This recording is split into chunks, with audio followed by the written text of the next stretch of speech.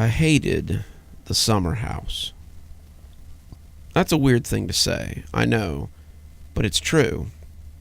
I would stay there for at least a week every year, and sometimes we would go up there for holidays. One year we spent Christmas at the cabin, and that was a miserable time indeed. The cabin, my family's summer home, sat on the edge of Lake Erie, and it was a modest 2-bedroom cabin with a loft in the eaves. It had a little kitchen, a nice living room with a fireplace, and 2 bedrooms downstairs, one for my sisters and one for me. Mom and Dad always slept in the loft, so they never saw any of the weirdness that I saw from my bed in the smaller of the 2 bedrooms. The floor of the cabin had these wide gaps between the floorboards, and it let you see the underside of the cabin. Dad always promised us that he would replace the floorboards, but he never did. They were old wood, smooth and not prone to splinters, and I guess Dad thought it was worth the occasional spider or bug coming up through the floorboards if his socks didn't get hung on the poking wood.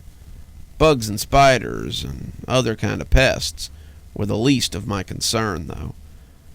I didn't notice it right away, of course. The first time we stayed there, I was just amazed by the cabin. It was so cool, having a cabin all to ourselves, and I explored every room and every inch before going outside. We swam in the lake, we took our canoes out, I climbed trees and played pretend for hours. And after dinner, I fell into a deep sleep. I'm not even sure that I dreamed that first night, and I couldn't wait to do it all again the next day. As that week went on, however, I started to notice the strange noises that wafted up from beneath the floorboards. It sounded like something moving around down there, a scuffling sound that made me think of small animals or bugs. I could sometimes catch glimpses of them between the gaps in the floorboards, but they were always too quick for me to see. Dad said it was probably just rats, and that most of these old cabins had rodents living under the floorboards. He put down traps in the kitchen, not wanting to bother them if they were living under the house. The traps never caught anything, though, and Dad just kind of shrugged it off as well-behaved pests. They were well-behaved for everyone, but me, it seemed. I never felt like I did the first night again, and that scuffling beneath the boards would sometimes keep me awake all night. I would lay there, listening to them moving around, and think to myself that they sounded way too big to be mice. If they were rats, then they were big rats, and I sometimes worried that they would try to come up through the floorboards. We always had fun while we were there, but I spent my nights praying that I could get to sleep before the scrabbling noises could keep me awake. My parents bought the house when I was 4, and we went there every year until I was 12. I had a lot of time to listen and a lot of time to investigate the noises, as well as a lot of time to lie awake and be scared. When I was 10, we stayed there for 2 weeks after a storm knocked out the power at our house. Knocked out the power for the whole area, actually. The flooding caused the grid to go down, and my parents decided to stay there until things returned to normal. It was miserable. Every night I just lay there, listening to the scrabbling of whatever was under there. No matter how many pillows I put on my head, no matter how much I swam and ran and wore myself out, no matter what I did to fall asleep, it never did any good. The scratching and the scrabbling would always keep me awake, and after 8 nights straight of this, I'd had enough. It was 11 o'clock, and I growled as the scratching started again. I was tired, I was grumpy, and I had had enough. I pushed myself out of bed, coming down hard on the boards before stomping around as loud as I dared, hoping to scare them. I'd been stomping around for a couple of minutes when suddenly the noise under my feet stopped. I stood there, feeling pleased with myself as I crawled back into bed. If I'd known it would be that easy, I would have done it weeks ago. As I closed my eyes and finally dropped into something like sleep, I felt secure here for the first time since that first night. But it was short-lived. When I heard the scrabbling again, I realized it had barely been an hour. The The sound was so loud that it made me think that something was trying to come through the floor. I peeked over the side of the bed and saw something pressing against the cracks. It was dark, so it was hard to tell, but through the floor cracks, I thought I saw fingers digging up through the holes in the wood. The fingers were dirty, the wood making them run with dark liquid as it cut them. But they kept pushing. I was frozen in fear, my 10-year-old mind not sure what to do, but as the floorboards groaned, I knew it would get me if I didn't do something. I reached beside the bed with a shaky hand and found the baseball bat that I had leaned there. I had been practicing. Baseball tryouts would start soon, but it was not what I imagined I'd be using it for. I took it up, leaned down, and swung at the hand with all my might. It didn't stop right away, but after a few more hard shots, it pulled its fingers back under the boards. They were probably broken, at least I hoped they were, and as I clutched the bat, I waited for them to come back again. I sat there for a while, just staring at the floor, as I watched something worse than a finger look back at me. It was a single, bloodshot eye, and it looked very human. It locked eyes with me, and I pulled back into the bed, the bat clattering to the floor. My parents came quick when I started screaming.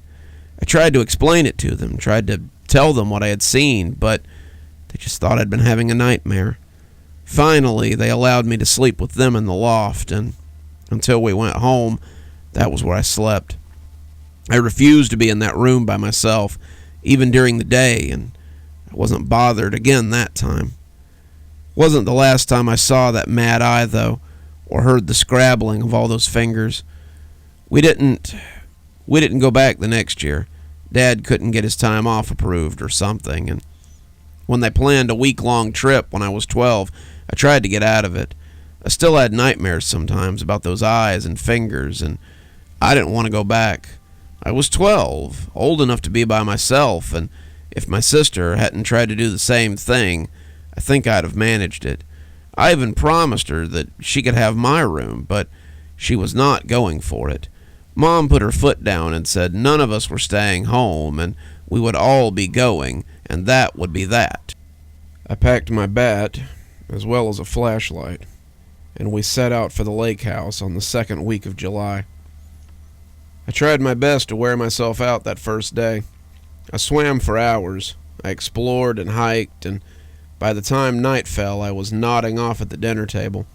I'd run myself ragged, and I was hoping that if I didn't antagonize them, maybe they would leave me alone. By the time it was late enough to head for bed, I fell onto the little mattress and was out before my head hit the pillow. I thought I had managed it, that I had finally gotten to sleep before the scratching could start, and I slipped off as I thought that I might have finally broken the cycle. When the scratching woke me up in the wee hours, I cursed and smacked my pillow as I sat up. It was louder than ever, sounded like an animal's claws, like nails on a chalkboard, and as I peeked over the edge of the bed, I could see something as it moved beneath the boards.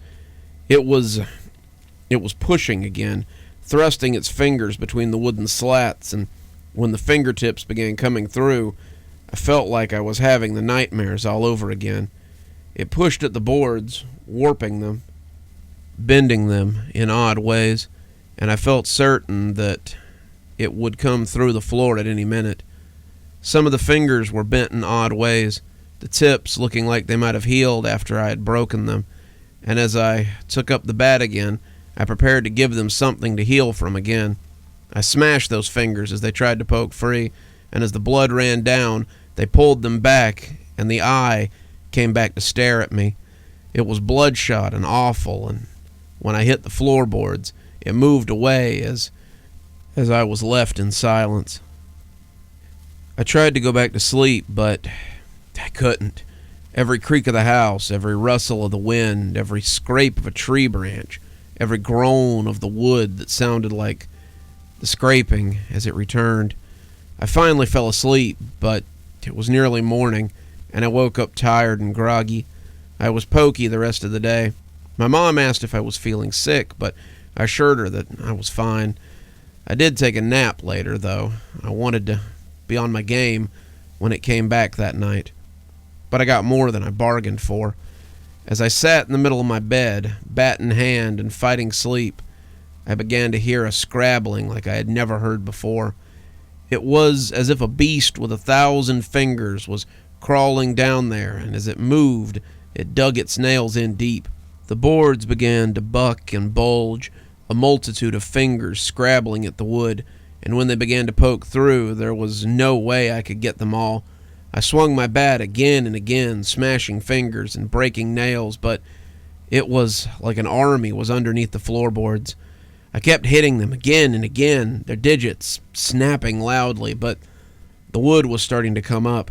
I screamed, not for anyone, but just in general, and as they started to press up and into my room, I caught a glimpse of what was beneath. I wanted to scream, but it was stuck in my throat. I had thought it was rats at first, but then I thought maybe it was just a single person. But as I saw the eyes that looked up from the floor, I didn't know what to think.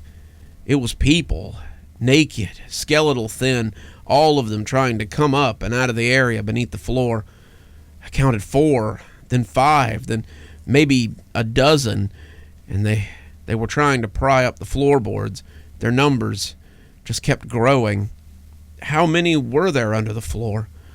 I pictured ants coming out of a hill, and the idea of that many half-starved humans pressed beneath our summer cabin made my skin crawl. I heard loud footsteps coming towards my room, and suddenly the door opened and the hall light spilled in. I thought there might be as many as a dozen. They looked up as the door came open, their eyes looking surprised as they saw him. I was shocked too, but my shock was twinged with hope as someone came to save me at long last. "What in the hell are you?" But Dad stopped as he saw what was under the floor. They saw him too, and they tried to get through the floor, but he didn't give them time. He stepped in, grabbed me, and stepped out, closing the door and putting a chair under it from the hallway. Then he woke up my sisters and took all of us up to the loft as he called the police.